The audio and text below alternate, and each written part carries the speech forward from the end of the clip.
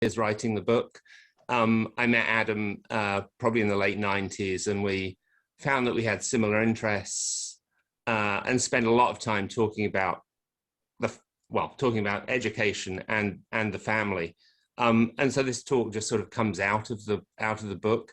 I'm mainly going to talk. I do actually have a PowerPoint. It's just got pictures on it, and I will probably forget after the first little go to actually show the pictures. But I'm going to share my screen so that you can see the pictures, a group of pictures now, which I think will entertain you. I hope they will. I've got to go all the way back to the beginning. Sorry, let's see. So what's so great about the family anyway? I thought I'd just start out, since we're talking about the family, with some pictures of families. You know, there are very wholesome, happy, good-natured families that take various kinds of forms. You'll see at the very end, you'll see a family with a very different kind of form. Then there are families that I regard as a little bit more sinister. Not all families are happy, not all families are wholesome. But that's just to sort of get, to remind you that the family isn't always perfect.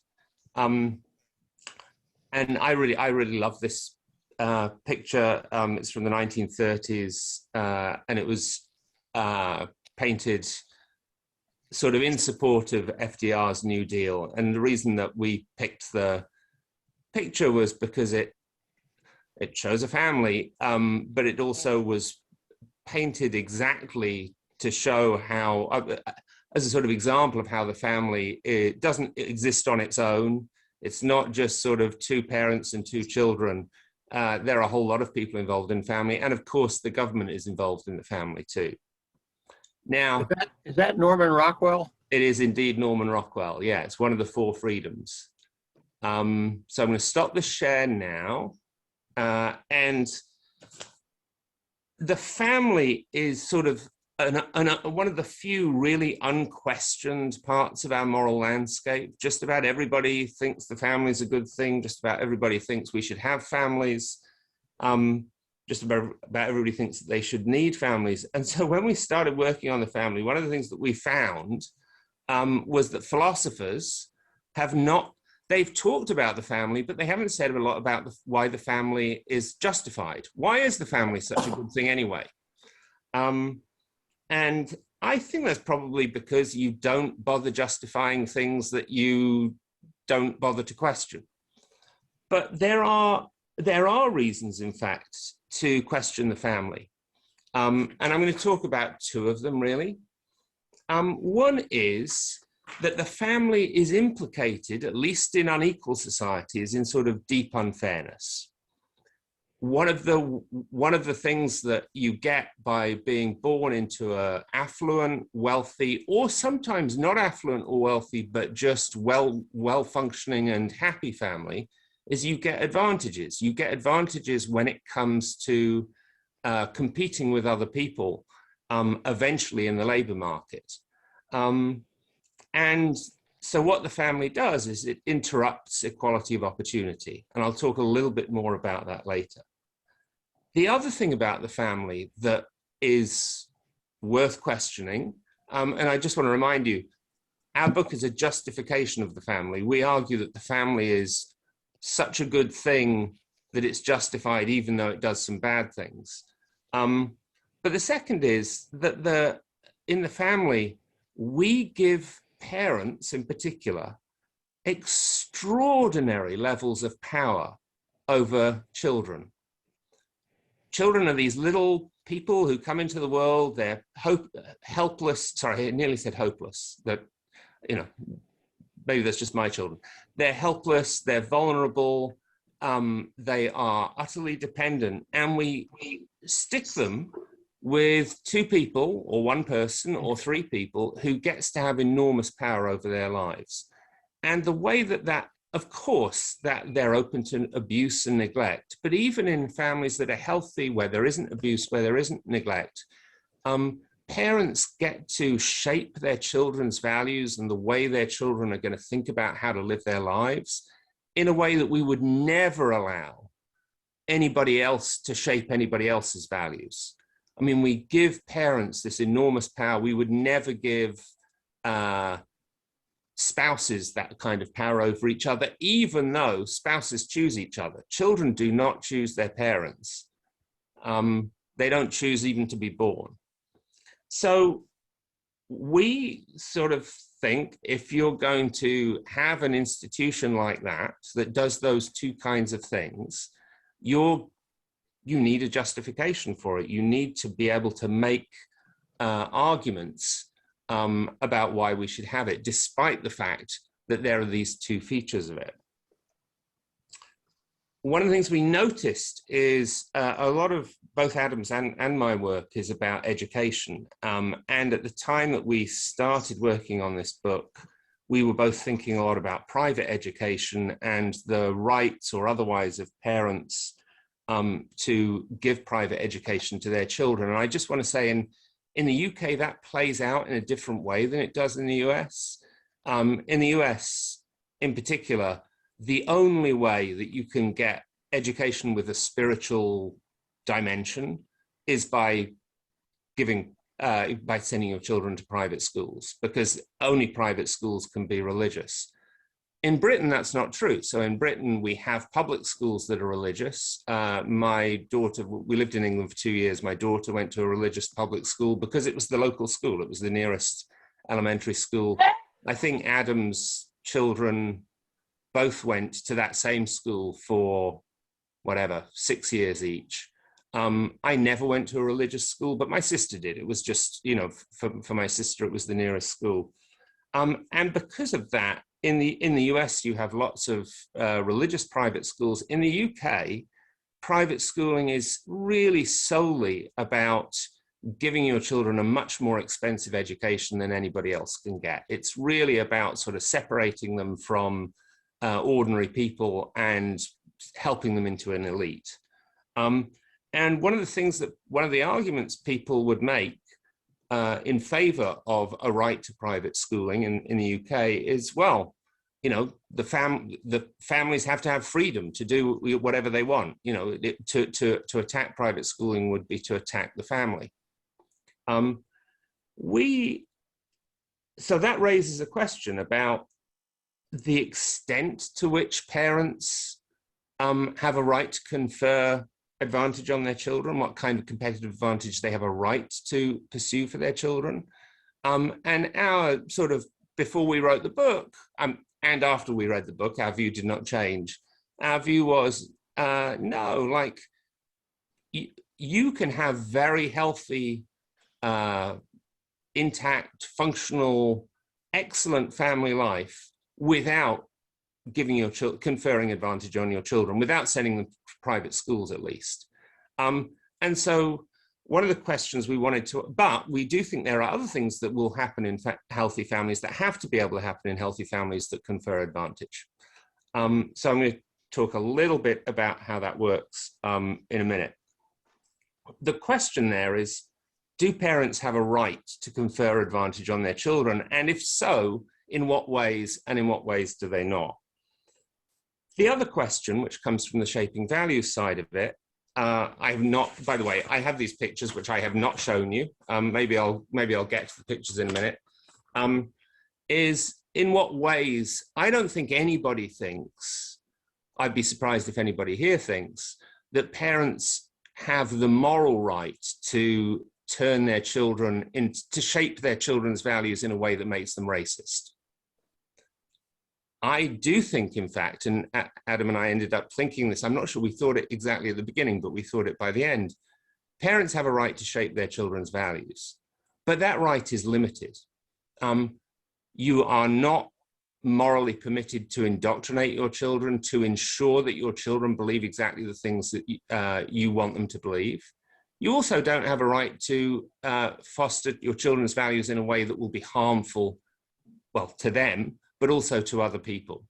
And the white supremacist, racist family, when they say, oh, we have the right to shape our children's values, and therefore we've a right to turn them into white supremacist racists, is just saying something false.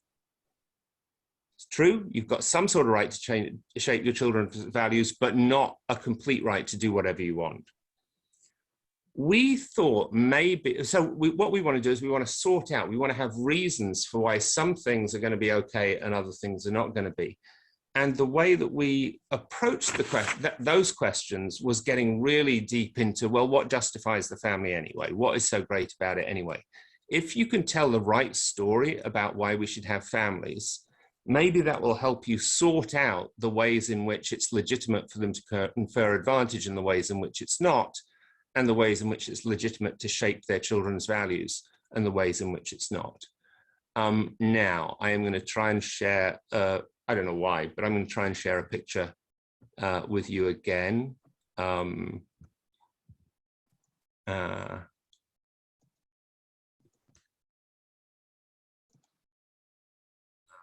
I'm not making this because I can't figure out. Oh, there we are. These pictures are just ways in which people shape their children's values. Our examples are taking children to cricket matches. Adam and I are both immense cricket fans. And I know that there's one person on the call here who has been affected by that. Another is sending your children to a religious school, which is down at the bottom. And another is taking your children to church with you. One of the things that we, to church or to temple or to the mosque, one of the things that we ended up thinking was sort of a paradigm of the kind of thing that families ought to be, parents must be allowed to do, is to take their children to religious services with them. But then that's quite puzzling. So why that, but not turn them into racists? Okay, so one way that is very common that people try to justify the family when they do is they say, well, it's just people have freedom. It's a matter of freedom.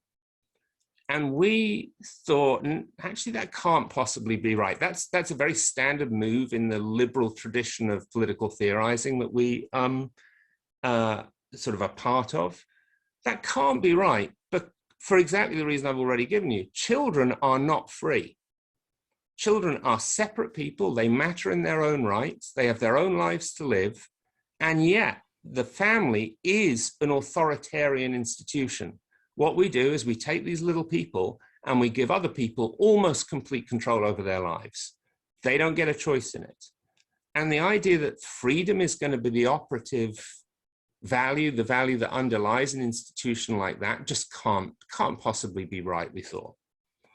So I think I'm going to stop the sharing now. So what is the family good for?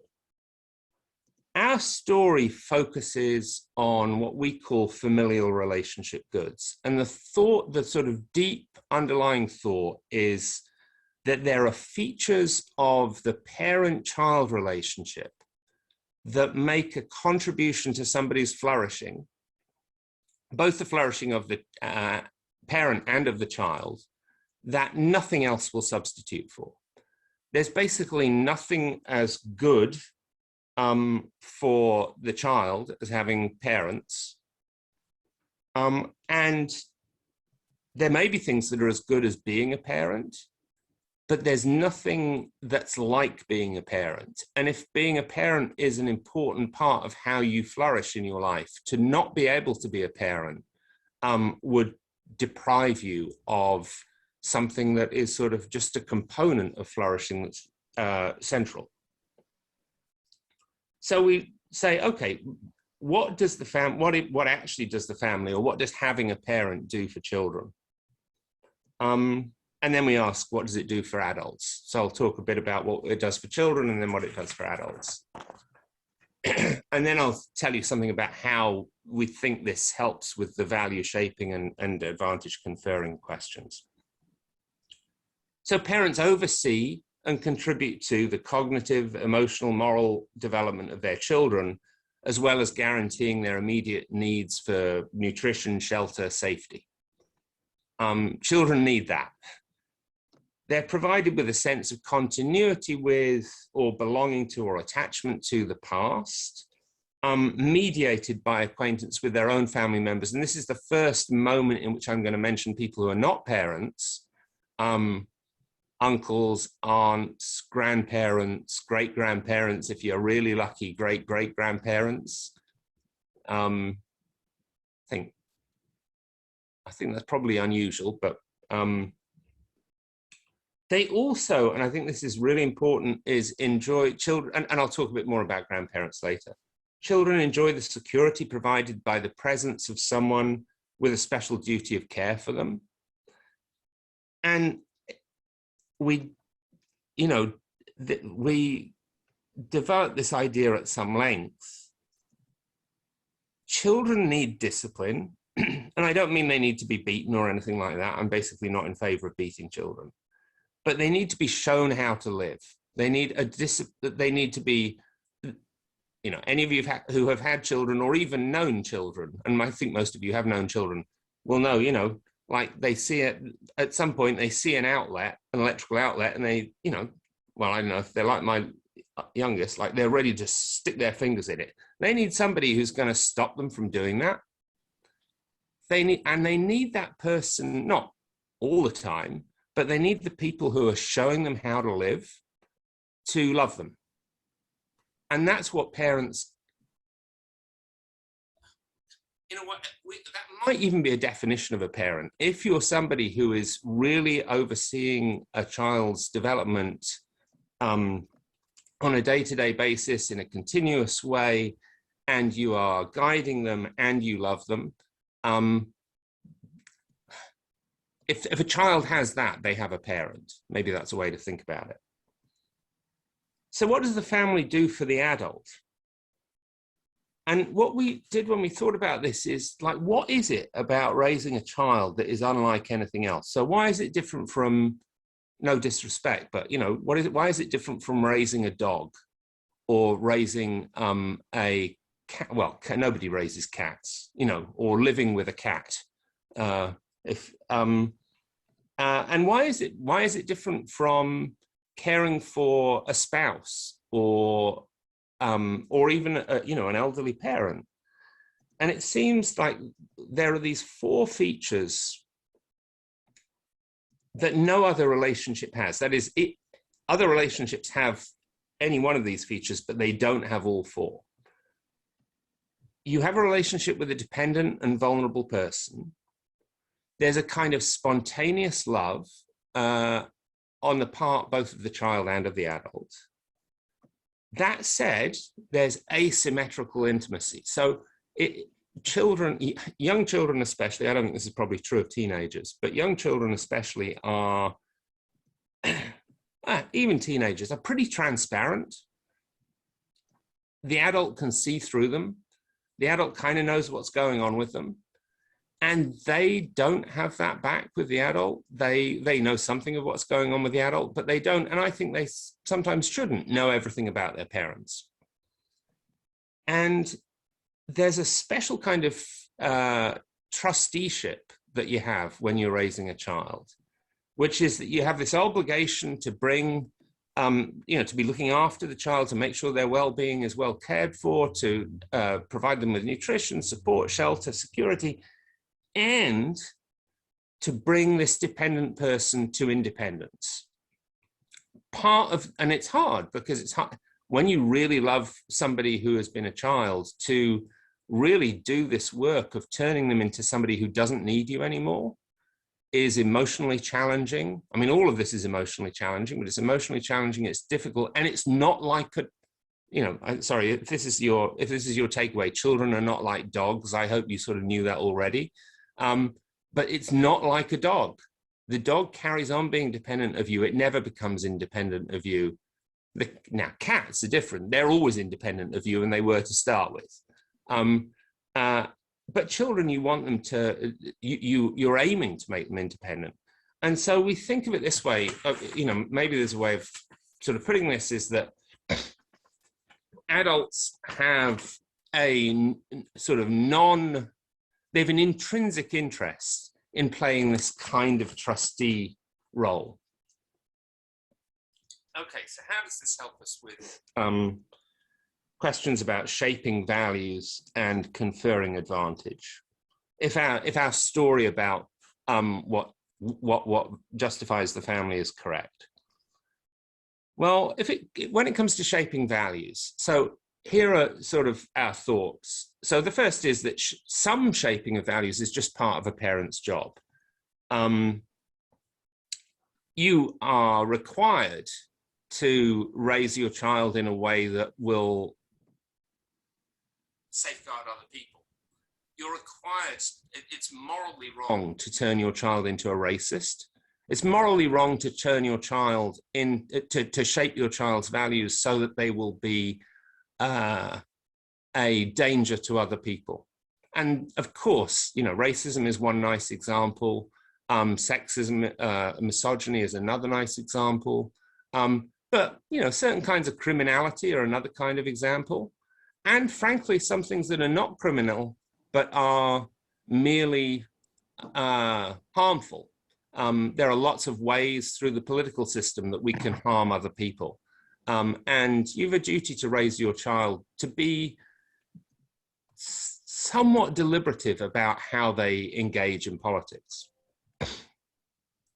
The second thought is that intimate sharing and spontaneity, which are central to the parent-child relationships, inevitably result in some sort of self-revelation and inevitably include sharing your values with the child. So that doesn't mean shaping their values. It doesn't mean determining their values, but to go back to the cricket case, there'd be something wrong in a household in which somebody was a really enthusiastic cricket fan. That's me, by the way, who hid that enthusiasm from their children. I think there'd be something wrong if they insisted that their child come to the cricket match every single time and tried to make sure their child absolutely loved cricket and hated everything else. There'd be something wrong there. But there'd also be something wrong if you made it something that just wasn't part of their lives at all. They never got to see it. I kind of think the same thing about religion. I think that maybe not wrong. It would be very strange to be a sincere, practicing, committed religious practitioner and to hide that from your children and to not let your children participate in that, to not invite your children into that world, to force them into it. I think there's something wrong. But to invite them into it seems like that's bound to happen if you really do have the kind of intimate and spontaneous relationship that parenting is. I also think that in order for any relationship to be successful, any good relationship to be successful, you have to have some sort of shared values and interests. And with adults, so, and with peers. So when you make friends, when you're 14 and you make friends with another 14-year-old, often that friendship is built around your shared interests. Like, I love the Beatles, you love the Beatles. Oh, we make friends together because we love the Beatles. Well, not because, but, it's part of becoming friends. When you marry, you're drawn to the other person partly through shared values and interests. When you have a child, in order for that relationship to go well, there have to be shared values and interests. And so you have to share your values and interests with the child, but because when they're born, they don't have any. Now, of course, if you do a good job, your children will come to have their own values and interests. They will come to have things that they care about that they didn't get from you. And at a certain stage, I can't specify what, 4 years old, 8 years old, 10 years old, probably not, it shouldn't be, by then you should be doing this. Some of the interests and values will come from the child. And a parent who is not open to that, I'm not saying that as a parent you should love the music your children listen to. I think that there might be something wrong if you do, actually. But if you never pick up on any of their interests and come to share it, I think there's something sort of going wrong. So that's the shaping values thing. So in the end, the problem around parents having a lot of control is that they can do a lot of shaping of values that in fact we don't allow anywhere else. And what we ended up believing as a result of the thinking that we were doing is actually that's okay. I mean, it's okay within limits. That just is part of the relationship. It's hard. We can't imagine good relationships in which there is good parental relationships in which there is no value shaping. Let's now talk a bit about the conferring advantage side of things. Have I got a screen to share with you again? Sorry, maybe I shouldn't be thinking about this.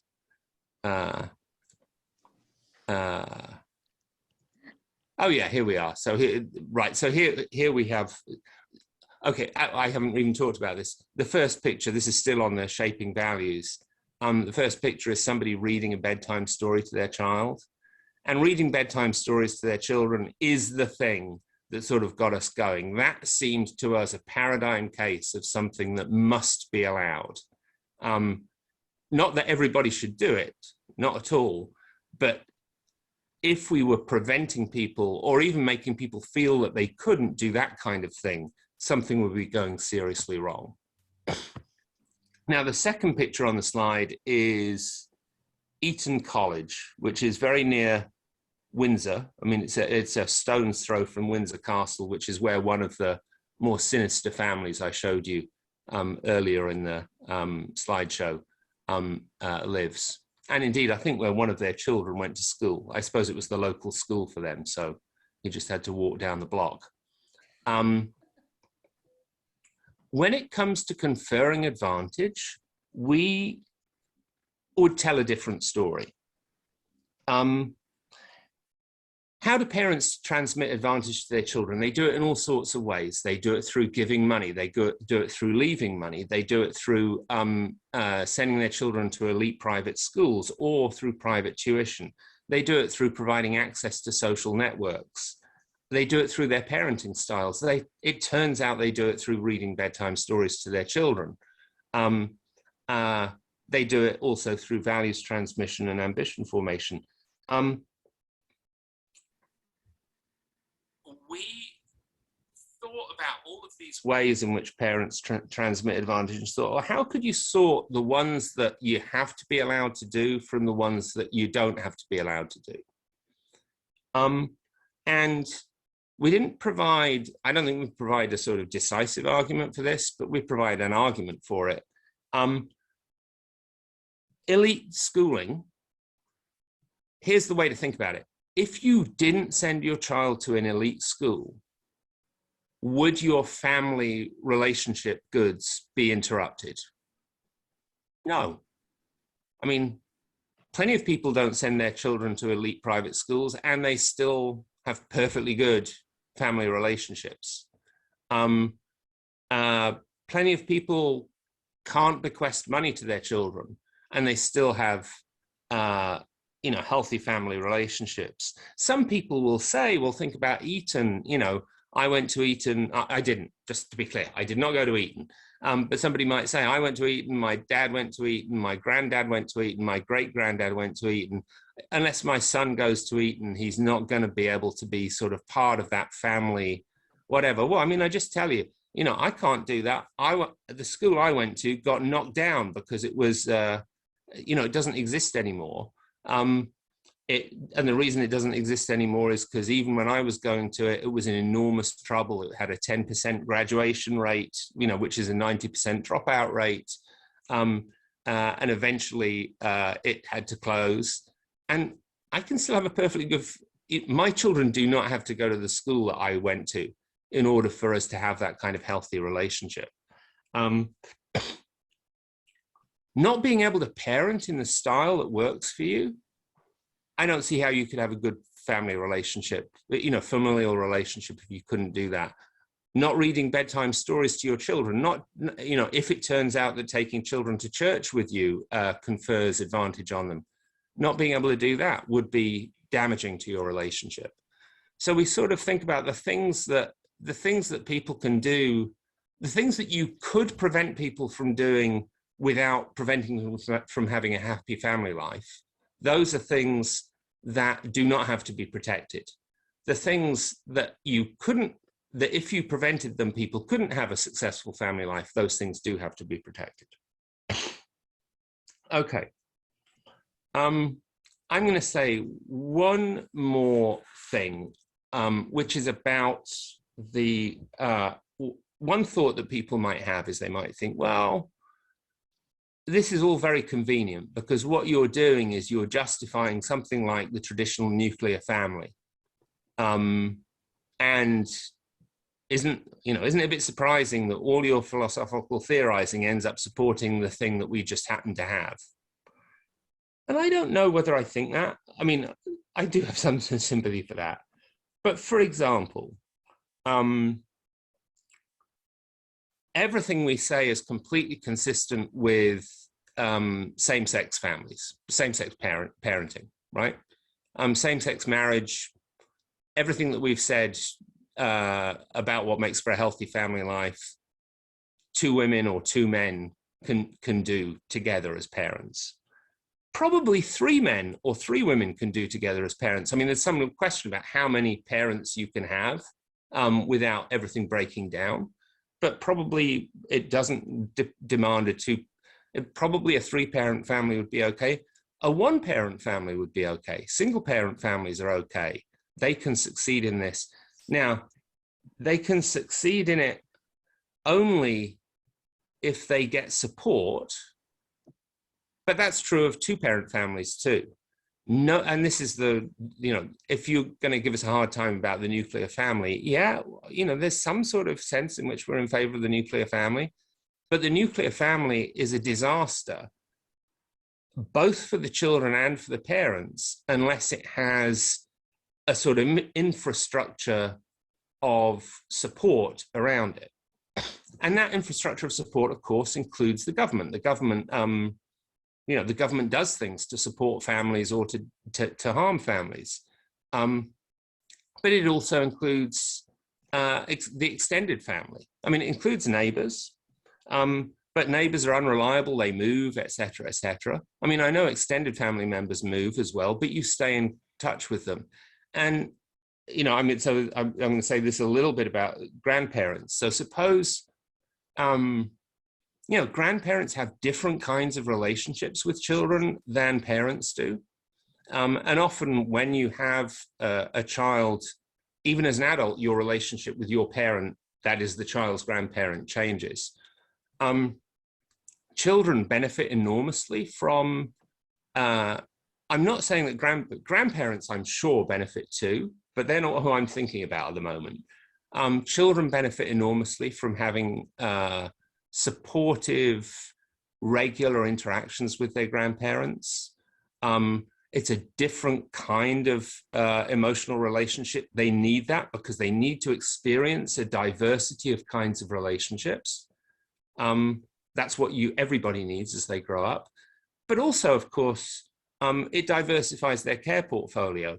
Very often there are periods in a child's life where they can't get on very well with their parents or one of their parents, and maybe the other parent is a help, or maybe a grandparent is a help, or maybe an uncle or an aunt is a help, right? And sometimes, of course, a teacher or a community member. We're all, I mean, that, it really is a kind of cliche that, it takes a village. And, I'm not a big fan of villages, to be honest, but it takes a community to raise a child. It does take a community to raise a child. It also takes parents. It also takes a community to enable parents to do the things that parents have to do. If you sort of go into parenting thinking, I can do all this by myself without any help, like you're a fool and you're going to fail.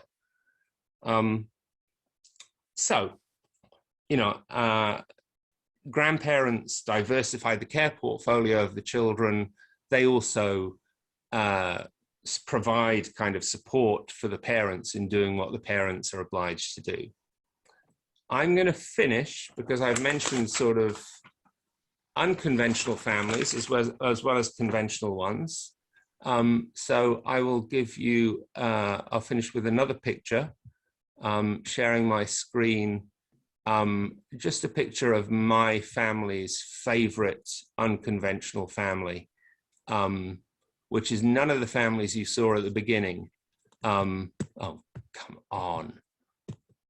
but this one. Ah, Um, so there's nothing, it's unconventional in many ways. So it's really important to understand, you know, it's unconventional not just in the looks, but, you know, that Marilyn lives with the family. She is not, you know, she's not the daughter of the parents.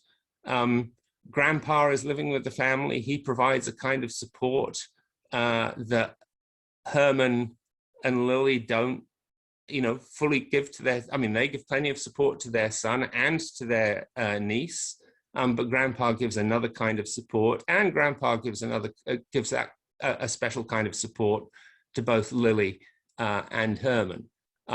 Support that is not always, I'm not saying it always works out well, but it is loving and caring.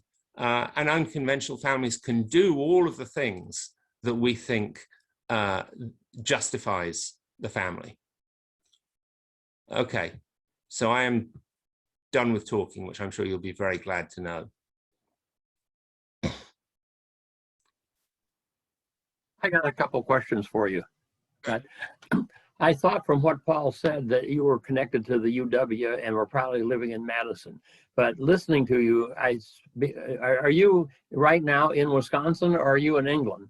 I am in Wisconsin. I have not left Wisconsin since February 2020. Okay, but I can see from your background that you're well familiar with England and the English, where they probably do things a little differently. But quick story I have on, I grew up in Kansas City, Missouri, and I went to the public schools.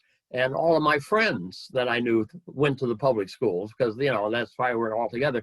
And I slowly, and this was from lower grade school, I slowly became aware of the fact that there was a whole nother universe of people living in Kansas City, just like me, that went to the Catholics had their own independent school system from grade school all the way through. There were Catholic high schools, and there was a whole group of people that I had seldom ever had encountered when I was very young. As I got older, I began to realize that there were these other people that lived in a totally different background, totally different environment than I did. For example, in Kansas City, practically all the Jews sent their kids to public school, but most Catholics did not. They sent their kids to Catholic schools, and they were named Bishop so-and-so school or whatever. And so there were, and I don't know whether that's true throughout the United States or just in Kansas City where I grew up. It's only in Kansas City that I was aware of it. And I was going to make and then on the business of indoctrinating, you naturally want to indoctrinate your kids, but there's also this rebellion thing, that if you are very liberal and your family's very liberal, lots of times your kids they will start reading conservative literature and they'll become conservative just to rebel against you, and vice versa. A very conservative family will have their kids rebel by becoming liberals. So you have to kind of blend that in. An attempt to indoctrinate your children can backfire. Well, that's right. So there's the, family, I don't know if you remember the sitcom Family Ties in the late 70s and early 80s. The Michael J., it was this sort of hippie, liberal, whatever family. And Michael J. Fox's character was their son, who was a kind of hardline Reagan Republican. And sort of ultra capitalist. They worked for public radio. He was trying to make enormous amounts of money. So that you have to be very cautious about indoctrination. And even without indoctrinating, you need to be cautious about sharing and shaping values. I think something goes wrong. So can I just say something about the Catholic schools sort of situation? So I think that's, by the way, much rarer now. The kinds of segregation we see between schools is much more social class than religion now. But something is going wrong, and I don't know how to. I think it's important for people to be able to have schooling with a spiritual dimension for their children. But we've also got to acknowledge that when schooling is highly segregated by religion, there are real social costs, and there are real social costs. You know, it was bad for you that you weren't in school with Catholics, and it was bad for them that they weren't in school with you, and it was bad for you that they weren't in school with you, because the kinds of experiences you had were you know, diminished by that, I think, and the kinds of experiences they had were diminished. I mean, I'll be honest, you know, and this is a case where, you know, comparisons sort of help.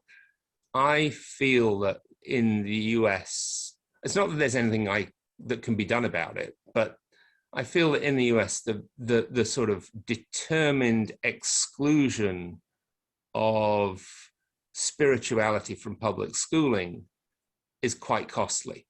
And the way it's costly is that people who are extremely religious just opt out. And that's bad, because then their children only interact with other children like that. And the children of people who are not extremely religious don't interact with children of people who are extremely religious.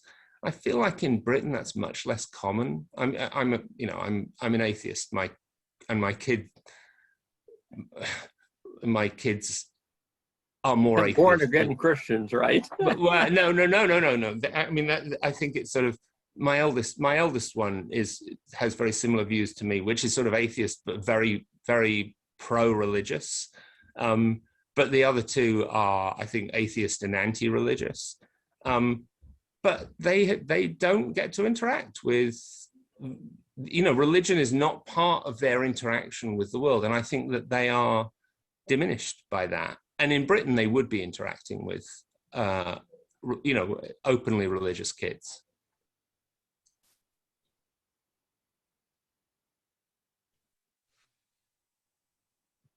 Well, I think the practical problem with trying to introduce religion into public schools is which religion? Yeah, absolutely. I'm John Bernay from Jewish Social Services. And first, I just want to say thank you for doing this presentation.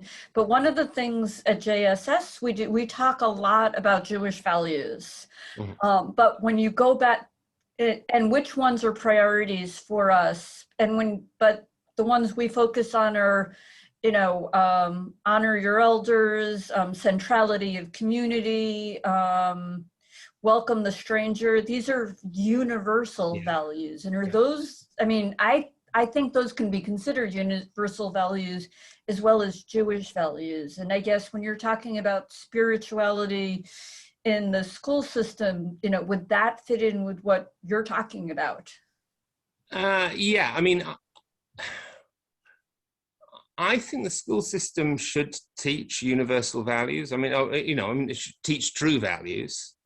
I think what I'm talking about is, I would like I don't really like the metaphor of space, but, you know, spaces in the curriculum and spaces in the sort of lived experience of the school in which, you know, sincere, and this is much easier to do, I think, in later parts of school, in which sincere and committed Jews, in which sincere and committed Christians, in which sincere and committed Muslims, in which sincere and committed atheists really interact, and they really interact in a sort of space where those distinctive aspects of their commitments are salient, so that they get to, I mean, not just so that, oh, you know, I know some Muslim kids, but I don't know anything about Islam. But I know some Muslim kids, and I really know what they believe, and I know why they believe it, and I know what their practices are like, and they know what mine are like. You see what I mean? So it's a sort of interaction that I would like to see. I think that's something that it's very hard for parents to do. So I think that's something everybody needs. It's something that's very hard for parents to do, exactly because parents have their own commitments, and have an interest in, and I think it's reasonable for them to raise their children in a way that makes them very close to those commitments. Not necessarily that makes them share them, but that makes them close to them, you know, that makes those, and, you know, you may not, in your regular sort of community and social life interact a lot with evangelical Christians or with Muslims. And if you don't, that's okay. Like, I don't think people have an obligation to interact a lot with people who believe things that they don't believe. But the school is a place where that kind of interaction can be fostered in a sort of sensible, controlled way. It's like, you know, it's like, just as we think people of different races should be integrated in schools, though we don't want to require that, you know, we don't require that any family has lots of other families that they hang out with of different races. But we do want schools to integrate.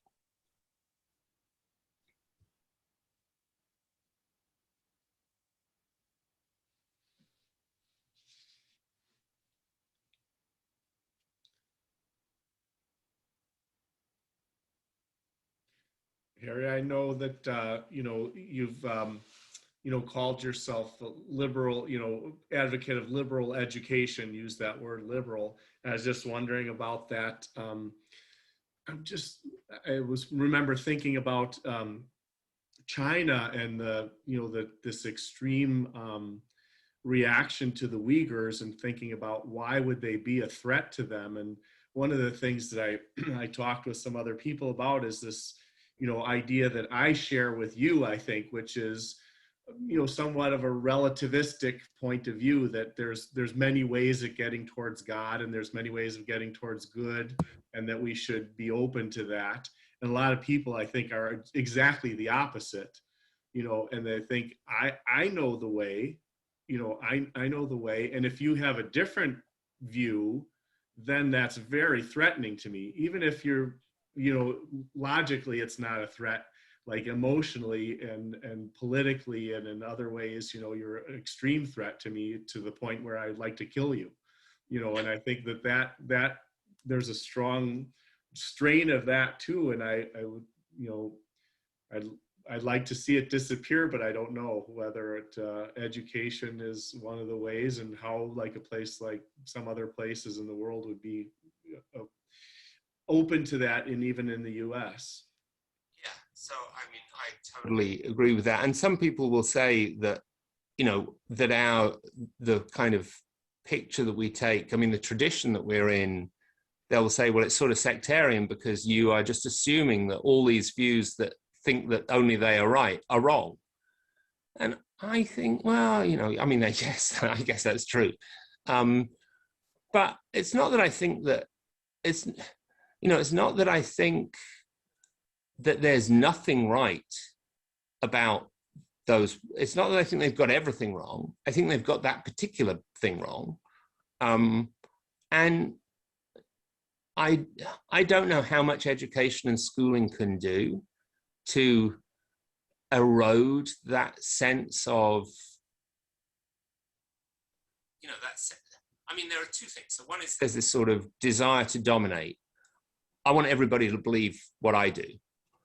And that's something that needs to be eroded. And we want, and you know, education and lots of other aspects of civil society should be trying to undermine that. There's also, I'm terrified of you, and I don't want to listen to you because I'm scared. And education and other aspects of civil society should be trying to erode that. And it's when the domination and the fear sort of come together that things get really dangerous, I think. And I think there are elements of evangelical Christianity in the US that have both of those two things are going on. And there are entrepreneurs who have, you know, very powerful interests in trying to fuse those things for their own interests. I mean, I don't want to offend anybody, but I don't think anybody believes that Trump is a Christian. I mean, I think if you believe that Trump is a Christian, like, I don't really know how you could believe that.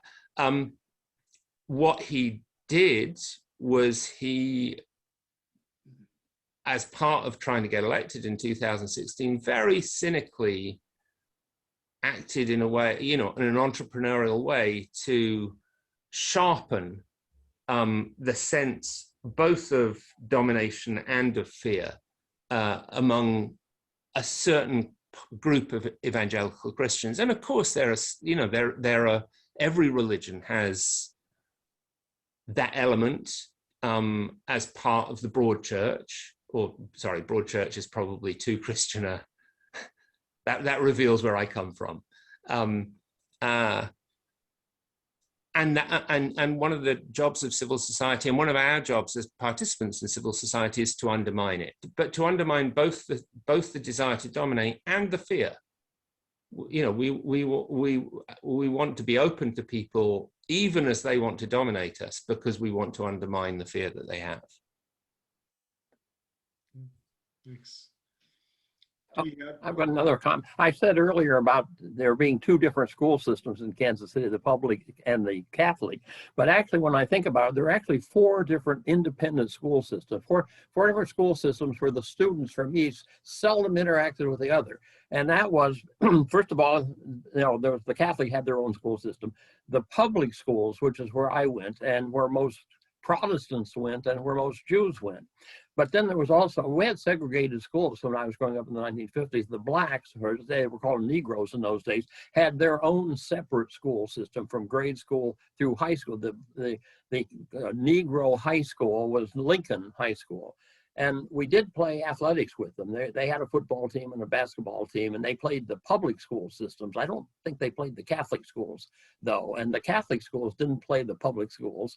But basically, when I think back on it, we had four school systems where the students from each of the four seldom interacted with anybody from one of the other ones. And I never, you know, digested. I mean, to me, that was just normal. I didn't, you know, criticize it or think about it or anything. I was just, well, that's just the way it was. And I never gave any thought to it until later when I began to thinking about it and becoming more aware of it. But from grade school, I was pretty much unaware of it. As I got into upper grades in high school, I became aware that there were these other universes coexisting with mine. That's a great example of a sort of government-created distancing, right? I mean, that didn't happen as a matter of sort of, you know, just people choosing to be apart. The segregation by race was deliberate, but also the segregation by religion, though not deliberate, was a consequence of, for decades, public schools being Protestant schools. So for many decades, public schools just were Protestant schools. And if you were Catholic, or Jewish, actually, you were going to be very uncomfortable there.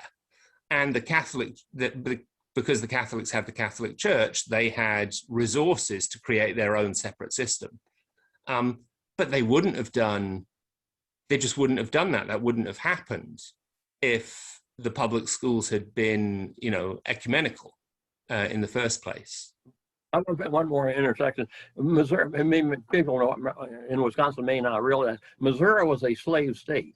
Yeah. And it did not join the Confederacy. So when you're talking about American history, it doesn't usually get lumped in with the Confederacy because they never joined the Confederacy, but they did have slaves. And after the Civil War, when Lincoln had the Emancipation Proclamation, it only applied to slaves in the rebellious states. So it put three states, Missouri, and Maryland, and I guess it was Kentucky, in a kind of a limbo place. They had, what happens to their slaves? Lincoln's proclamation freed the slaves in the rebellious states, but it didn't free the slaves in Missouri, Maryland, or Kentucky. So their status was kind of like, right. It had to get resolved at a later time and in a different way.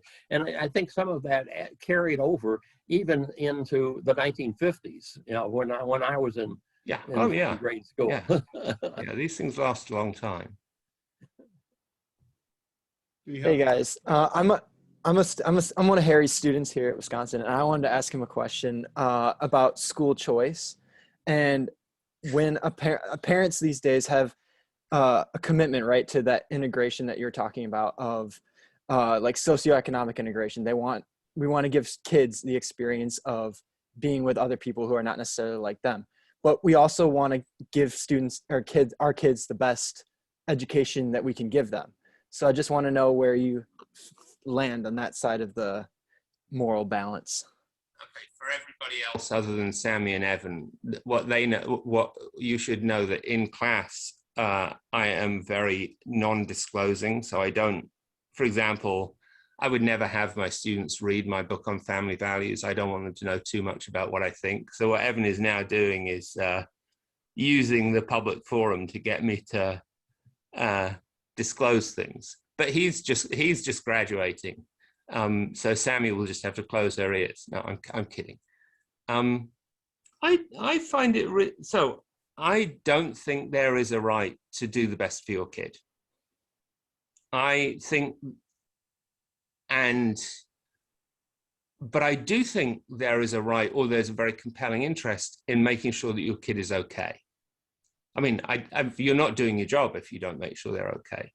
And when you have school choices, you rarely, like, there are only a few choices. Realistically, when people have, sometimes people who are enthused about school choice make it sound like, oh, there are just loads of choices. No, normally in a school choice system, there are basically 2 or 3 choices that you have. And you might well just have 2 choices, one of which is really great and one of which is really bad. I'm very sympathetic to parents who are in that situation, choosing the really great one, right? Even though in choosing it, they're probably harming other children. They have a choice between harming their own child and harming another child. Like, and I'm not saying that they're right to harm the other child, but I'm a lot of sympathy. But so that's not the case. So, the family that I showed at the beginning, the Windsors, who live oddly enough, are called the Windsors and live in a town called Windsor, and a castle called Windsor. They have lots of choices. They did not have to send their kid to Eton. They could have sent their kid. I mean, I know that area. I grew up near that area, and I know plenty of schools around there that Prince Harry or Prince whatever the other one's name is could have gone to, which were perfectly good schools where they wouldn't have been, they wouldn't have failed out, but that weren't the absolute best that money could buy, and they should have gone to those schools. They just don't have. I mean, they don't have the moral right to do the best for their kid. So I don't know whether that answers your question really, but I do. But compare it with somebody. There's actually a black politician in Britain, Diane Abbott, who in about 20 years ago, she sent her kid to a private school, and she's a very left-wing member of parliament, and people said she was a hypocrite, and she said she was a hypocrite. She said, yeah, I'm being a hypocrite. And I'm not sure that was right. She had, her son was a black boy in an area where the schools are really not great, and I can tell you they're really not great, and they should be great, but they're not. I know that because, I know the area. My dad was my dad was a school superintendent. I mean, he was in charge of improving the schools in that area. He wasn't the superintendent, but he was a school improver. It really might be that her kid would have been really damaged by going to the local school. I don't know for sure. But it's not like the Windsors. Like, I know that there were plenty of schools around the Windsors where those kids would not have been damaged. And I don't know at all that was true for Diane Abbott. And so it may well be that by sending him to the private school, that was really the only way that she could avoid harming him. And then I think that's fine.